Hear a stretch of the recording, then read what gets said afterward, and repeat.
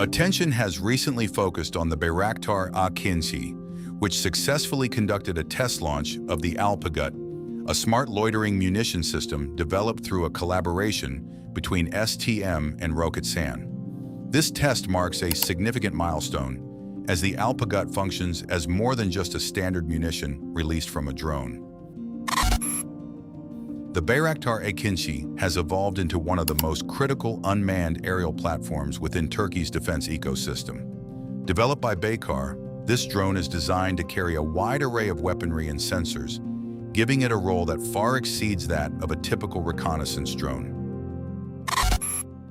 The ALPAGUT is a smart loitering munition system jointly developed by STM and ROKETSAN. Simply put, the concept of a loitering munition differs from that of conventional munitions. With conventional weapons, the operator typically designates the target before the weapon is launched or released. According to STM, the ALPAGUT boasts an operational range of approximately 60 kilometers and an endurance exceeding 60 minutes. The system is also designed for both day and night operations, offering the flexibility to be deployed under various operational conditions.